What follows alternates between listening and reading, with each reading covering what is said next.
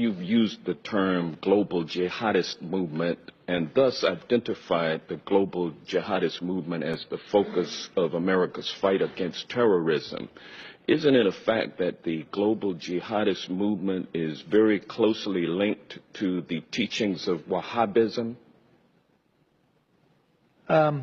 Yes or no? Yeah, I would say they draw inspiration in a perverted sense, but yes, I would say, and Robert may want to elaborate on that. But the two big global jihadists are Al Qaeda and ISIL. And they draw their inspiration from the Wahhabi strain of Islam. Isn't that correct? Yes. And the Wahhabism is a 18th century offshoot of Sunni Islam, which began in the land that has come to be known as Saudi Arabia. Isn't that correct?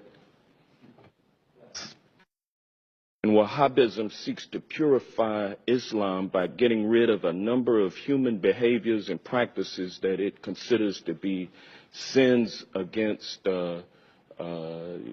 Allah. Correct? Correct. And Wahhabism is a strict, fundamentalist, highly intolerant strain of Islam. Correct? Yeah. Correct? And now, isn't it a fact that the Saudi ruling monarchy derives its legitimacy by reliance on the ideology of Wahhabism? You want to? The Saudis are riding a tiger.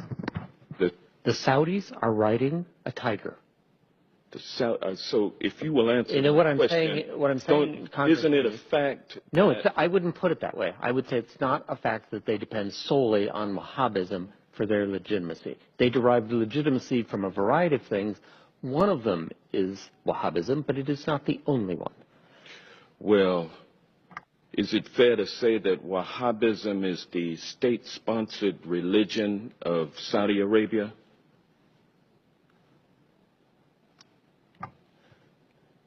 Yes, the Saudi government sanctions Wahhabi imams in their major mosques. Well, as a matter of fact, the Saudi monarchy promotes Wahhabism through official state-sponsored mosques and through religious schools known as madrasas all over the world. Isn't that correct? Yes. And isn't it true that the Saudi government, Wahhabism throughout the world, based on its oil and gas revenue? Absolutely, the government's revenues, directly or indirectly, help the proselytizing that you mentioned. And the Wahhabism ideology lines up with the ideology of ISIL. Isn't that correct? I would say no. For example, the Wahhabis in Saudi Arabia, the official ones, do not kill Shia. They persecute them. They do not have equal rights. They do not have equal rights, but they don't kill them. However, a Shia in Mosul or a Shia in Raqqa is liable to be killed. Well, yeah, but it's true, though, that the ideology of ISIL lines up with Wahhabism. I would say it's a starting point, and then the Islamic State has taken it several steps farther. Yes. And is it fair to say that Saudi support for the teachings of Wahhabism create fertile ground for ISIL recruitment efforts? I think Saudi promotion of Wahhabism is absolutely a problem in terms of Islamic State recruitment. And so we will be unable to defeat the global jihadist movement, which is based on largely Wahhabism, which is a state-sponsored religion of Saudi Arabia, without somehow enlisting the support of the Saudi royal family in withdrawing its financial support for Wahhabism. Is that a fair assessment?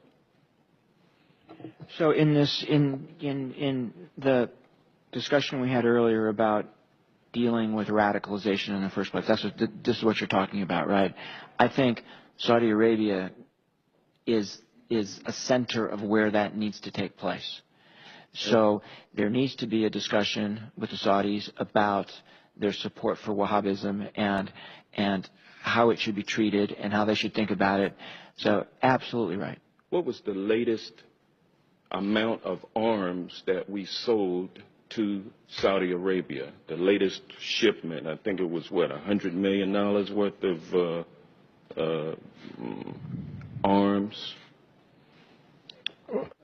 Well, there's support for the campaign in Yemen, but the arms sales that occur periodically are in the billions of dollars.